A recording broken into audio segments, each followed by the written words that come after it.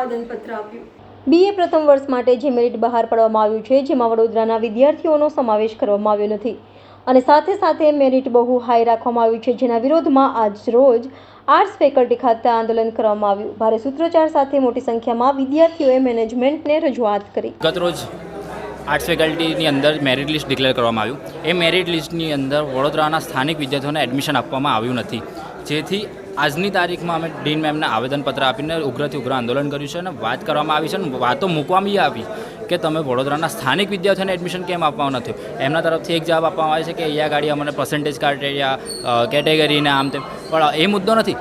પહેલાં બી વર્ષોના આજથી 2 વર્ષ 3 વર્ષ 10 વર્ષ પહેલાં બી જોઈ લો કે 35% ઉપર બી એડમિશન આપવામાં આવતા હતા, પણ એ જ એડમિશન અત્યારે તમને 86-87% ઉપર આપવામાં આવી રહ્યા। તો તમે આ યુનિવર્સિટીને શું વેચી નાખી છે?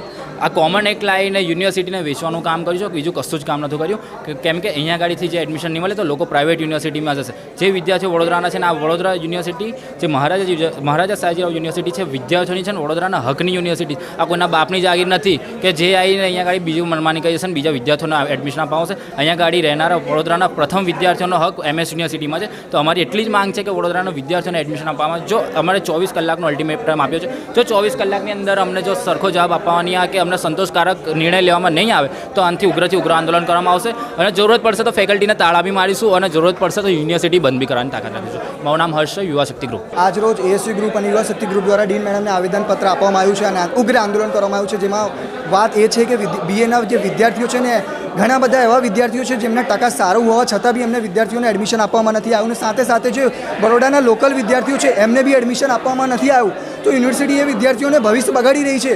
યુનિવર્સિટીને માંગ એ જ કરવા આવ્યા છે, અમે ડીનને એ જ માંગ કરવા આવ્યા છે કે બધા વિદ્યાર્થીઓને ગઈ વખતની જેમ, જેવી રીતે અત્યારે કોમર્સ ફેકલ્ટીમાં વિવાદ ચાલતું હતું પણ છેલ્લે નિરાકરણ એવું આવ્યું છે કે બધા વિદ્યાર્થીઓને એડમિશન આપવામાં આવે છે, એવી રીતે આર્ટ્સ ફેકલ્ટીમાં બધા વિદ્યાર્થીઓને એડમિશન આપવામાં આવે।